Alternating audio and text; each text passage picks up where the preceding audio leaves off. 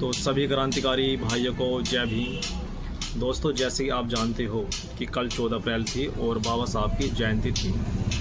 तो सभी लोगों ने बाबा साहब की जयंती को बहुत ही अच्छे से बनाया।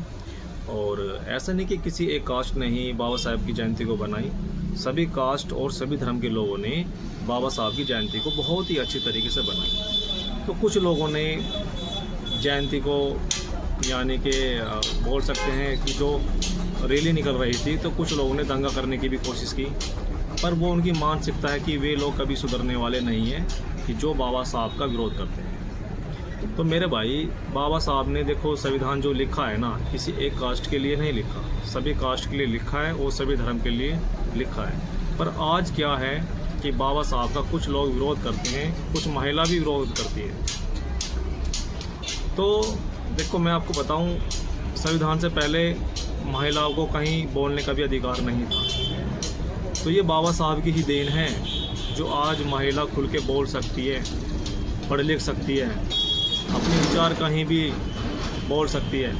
तो ये सिर्फ बाबा साहब की ही देन है और आज हम बाबा साहब का ही विरोध कर रहे हैं।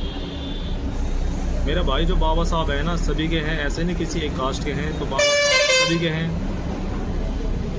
तो भाई, मेरे विरोध करने से कुछ नहीं होगा, क्योंकि उनके पास 32 डिग्रियां थी, कोई आम बात नहीं है, हर किसी के बस की नहीं है। उस टाइम पे बाबा साहब ने कैसे कैसे करके कितनी यातनाएं सह के उन 32 डिग्रियों को पाया। भाई, ये कोई आम बात नहीं है। पर आप लोगों के है ना जलन होती है, जो उनसे नफरत करते हैं ना बाबा साहब से, उन लोगों को जलन होती है कि एक नीची कास्ट का व्यक्ति इतना महापुरुष और इतनी 32 डिग्रियाँ कैसे हासिल कर ली, ये बंदा कैसे हमारे से आगे निकल गया। इन लोगों को है ना जलन होती है। तो जलते रहो मेरा भाई, जलने से कुछ नहीं होगा। वो कहता है ना कि जितना आप दबाने की कोशिश करोगे ना, जितना आप किसी को जितना दबाने की कोशिश करोगे ना, वो बंदा उतना ही उभर के सामने आ गया है।